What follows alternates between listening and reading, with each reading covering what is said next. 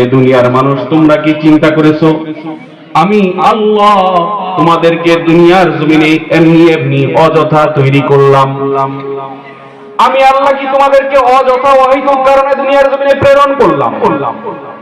আল্লাহ পাক রব্বুল আলামিন কালামে পাকের মধ্যে প্রশ্ন করেছেন।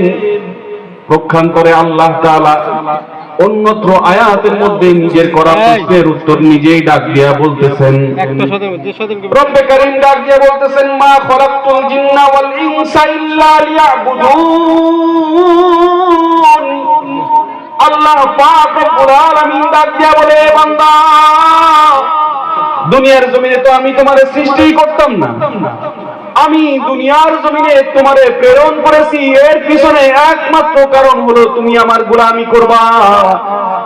দুনিয়ার জমিনে শুধুমাত্র কেবলমাত্র আমি আল্লাহর গোলামি করবা। বলেন তো দেখি, দুনিয়ার জমিনে আল্লাহ কার গোলামির জন্য পাঠাইছেন? জবানটা খুলে বলেন, কার গোলামির জন্য পাঠাইছেন? কার গোলামির জন্য পাঠাইছেন? দুনিয়ার জমিনে কেবলমাত্র আল্লাহ তাআলা আল্লাহর গোলামির জন্য বানাইছেন।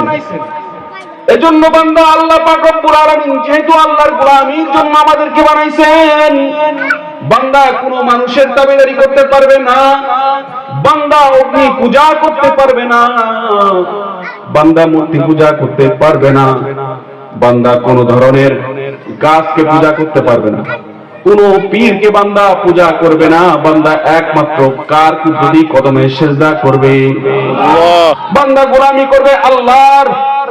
এটাই হইল বান্দার কাজ।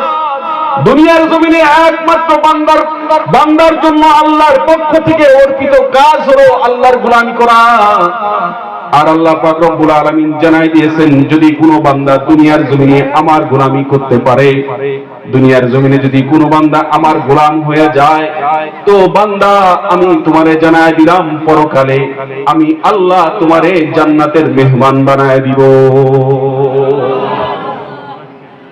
বান্দা যদি দুনিয়ার জমিনে আল্লাহর গোলামি করে পরকালে জান্নাত দান করবেন, এটা হলো আল্লাহ প্রতিদান দিবেন বান্দাকে। এই কথা বলো কেন? হ্যাঁ,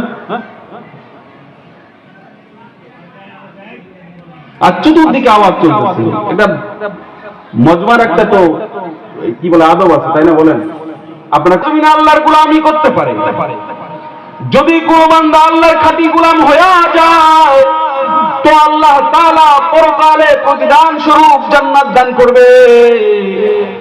এমন একটা জান্নাত দান করবে, তাজরি মিন তাহতিহাল আনহার, যেই জান্নাতের তলদেশ দিয়ে নহর প্রবাহিত হবে, যে জান্নাতের তলদেশ দিয়ে মধুর নহর প্রবাহিত হবে, শরাবের নহর প্রবাহিত হবে। জান্নাতে আল্লাহ তাআলা এমন এমন নিয়ামত রাখছেন, যেই নিয়ামত বান্দা কোনদিন কল্পনাও করতে পারে না। এমন এমন দামি দামি নিয়ামত আল্লাহ তাআলা রাখছে। জান্নাতটাকে শুধুমাত্র সুখ আর শান্তি দিয়ে আল্লাহ তাআলা তৈয়ার করেছেন। জান্নাতের মধ্যে কোনো অসুখ নাই, অশান্তি নাই। জান্নাতে বান্দাগুলা ঢুকবে আর কোনদিন মৃত্যু হবে না, বেরও হইতে হবে না। জান্নাত চির সুখের ঠিকানা।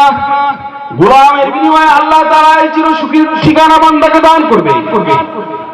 আর যদি কোনো বান্দা আল্লাহর গোলামি না করে, আল্লাহর নাফরমানি করে, আল্লাহর ইবাদত না করে, আল্লাহর সাথে নাফরমানি করে, তো আল্লাহ পাক রব্বুল আলামিন ওই বান্দাদের জন্য শাস্তি স্বরূপ জাহান্নামকে রেখে দিয়েছেন।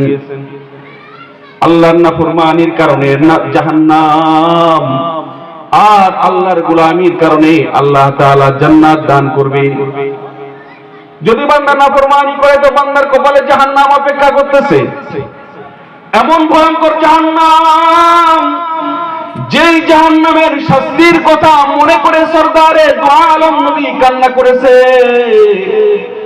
পয়গম্বর আরবি সাল্লাল্লাহু আলাইহি ওয়াসাল্লাম উনি জাহান্নামের ভয়ে কান্না করছেন।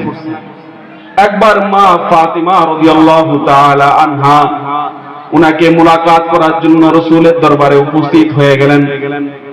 সুন্দর করে সালাম দিলেন, আসসালাতু ওয়াসসালামু আলাইকা ইয়া রাসূলুল্লাহ, আসসালাতু ওয়াসসালামু আলাইকা ইয়া হাবিবাল্লাহ, আসসালাতু আসসালামু আলাইকা ইয়া রাহমাতাল লিল আলামিন। সুন্দর করে ফাতিমা রাদিয়াল্লাহু তাআলা আনহা সালাম দিয়ে রাসূলের কামরার মধ্যে প্রবেশ করেছে। যা তাকায় দেখে পয়গম্বর ফুপায় ফুপায় কাঁদতেছে। বাচ্চা যেমন নাকি বাচ্চা শিশু ফুপায় ফুপায় কান্না করে, ঠিক ওই রকম ভাবে আল্লাহর রাসূল টুকরায় টুকরায় কাঁদতেছেন। ফাতেমা পেরেশান হয়ে গেছে, হায় হায় কোন দুঃখে পড়ে আবার আব্বা জান কান্না করে, কি এমন কষ্টে পড়ে আব্বা জান কান্না করতেছে। ফাতেমা রাদিয়াল্লাহু তাআলা আনহা এখন ডাক দিয়ে বলে, ওগো আব্বা জান,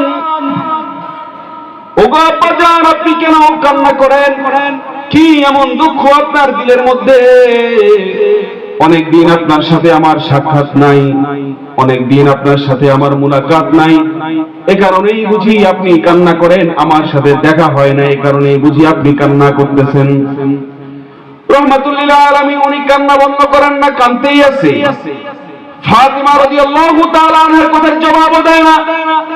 ফাতিমা বড় পেরেশান, কেন আব্বা জান কান্না করে? ফাতিমা রাদিয়াল্লাহু তাআলা আনহা ডাক দিয়ে বলতেছেন, ওগো আব্বা জান, আপনি কি আপনার আদরের নাতি হাসান হুসাইনের কথা মনে করে কাঁদেন? পয়গম্বর আরবি সাল্লাল্লাহু আলাইহি ওয়াসাল্লাম কথা বলে না, শুধু কান্না করতেছে, কান্না করতেছে। এক পর্যায়ে ফাতিমা রাদিয়াল্লাহু তাআলা আনহা ডাক দিয়ে বলে, ওগো আব্বা জান, আপনি কি আমার মা খাদিজার বিরহে কান্না করেন নাকি? রাসূল আরবি সাল্লাল্লাহু আলাইহি ওয়াসাল্লাম মাথাটা উঠায়া ডাক দিয়ে বলে, ওগো আমার আদরের কন্যা, আমার আদরের দুলালি, আমি তোমার কথাও মনে করে কান্না করি না, তোমার সন্তান আমার আদরের নাতি হাসান হুসাইনের কথাও মনে করে কান্না করি না। আমি তোমার মা আমার আদরের বিবি খাদিজার কথাও মনে করে কান্দি না। ওগো ফাতেমা, ওই যে আল্লাহ পাক রব্বুল আলামিন মেরাজের রজনীতে দুনিয়ার জমিন থেকে আমাকে আসমানে নিয়ে গেছে।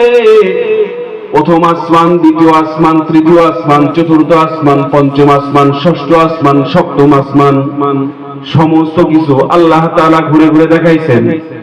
জিবরাইলের মাধ্যমে ঘুরায় ঘুরায় ঘুরায় ঘুরায় আল্লাহ তাআলা সব কিছু দেখিয়েছেন। জিবরাইল আমাকে জান্নাত দেখাইছেন, জান্নাতের নিয়ামত আমি নিজের চোখে দেখছি। আল্লাহু আকবার বলেন। রাসূল সাল্লাল্লাহু আলাইহি ওয়াসাল্লাম বলেন, আমি জান্নাতের নিয়ামত নিজের চোখে দেখেছি, আমাকে আল্লাহ তাআলা দেখাইছেন। এক পর্যায়ে আল্লাহর রাসূল বলতেছেন, ওগো ফাতেমা, আমি যখন সমস্ত কিছু দেখে ফেললাম, আমাকে জিবরাইল ডাক দেয়া বলে, ওগো আল্লাহর পয়গম্বর, আপনি তো হইলেন রাহমাতুল লিল আলামিন, আপনি হইলেন রাহমাতুল লিল আলামিন, আপনার দিলের মধ্যে অনেক দয়া, অনেক মায়া। আমি আপনাকে নিয়ে এমন একটা জায়গার দিকে রওনা করেছি, যেই জায়গাটার দৃশ্য দেখার পরে হয়তো আপনি সহ্য করতে পারবেন না, কারণ আপনার দিলের মধ্যে অনেক মায়া। আল্লাহর পয়গম্বর ডাক দিয়ে বলে, কি এমন জায়গা জিবরাইল? আল্লাহর রাসূল সাল্লাল্লাহু আলাইহি ওয়াসাল্লাম জিবরাইল আলাইহিস সালাতু ওয়াস সালামের সঙ্গে রওনা করে দিয়েছেন। চলতে চলতে চলতে চলতে এক পর্যায়ে এমন একটা জায়গায় উপস্থিত হয়েছেন। তাকায় দেখে পয়গম্বর বলে, আমি নজর করে দেখলাম দাও দাও দাও দাও দাও দাও করে অগ্নিকুণ্ড জ্বলতেছে। চতুর্দিক থেকে কালো হয়ে আসছে এমন অগ্নিকুণ্ড জ্বলতেছে। ও মা ফাতিমা, ওই যে আগুনগুলা জ্বলতেছে, আগুনের কোয়ার থেকে আগুনগুলা যখন বলক দিয়ে দিয়ে উপরের দিকে উঠে আসে, তো ওই আগুনের বলকানির সঙ্গে সঙ্গে জাহান্নামী বান্দাগুলো উপরে উঠে আসে। তাদের চিৎকার আর চেঁচামেচি আর আর্তনাদ, এমন বুক ফাটা আত্মচিৎকার, এমন ভয়ঙ্কর চিৎকার, কোন বান্দা যদি শুনতো, তাহলে এই বান্দাগুলা দুনিয়ার জমিনে কোনদিন আল্লাহর নাফরমানি করার সাহসও করতো না। এমন ভয়ঙ্কর চিত্র আমি দেখেছি। ফাতিমা, জাহান্নামী বান্দাগুলা পড়তেছে আগুনের মধ্যে, তারা জ্যান্ত অবস্থায় পড়তেছে। জাহান্নামী বান্দাদেরকে পরকালে আল্লাহ পাক রব্বুল আলামিন নির্দেশ করে দিবে, খুলুদুন লা মাউতা, ঢুক জাহান্নামে, আর কোনদিন তোদের মৃত্যু হবে না, জীবন্ত অবস্থায় জাহান্নামের আগুনে পুড়তে থাকবি।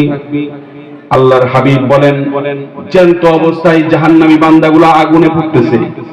শুধুই তাই নয় ফাতিমা, আমি এমনও কিছু জাহান্নামীদেরকে দেখলাম যাদের জবানের মধ্যে আগুনের বর্ষি আংটা লাগায়া আল্লাহ পাক রব্বুল আলামিন ঝুলন্ত রাখছেন, আর বান্দাগুলা ঝুলন্ত অবস্থায় জ্যান্ত অবস্থায় আগুনের মধ্যে পড়তেছে।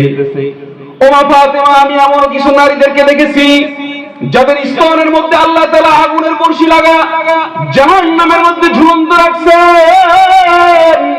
তাদের চিৎকার আর আর্তনাদ চতুর্দিকে ভারী হয়ে আসছে, সহ্য করা যায় না ফাতিমা। জাহান্নামের দৃশ্যের কথা মনে করে কান্দি।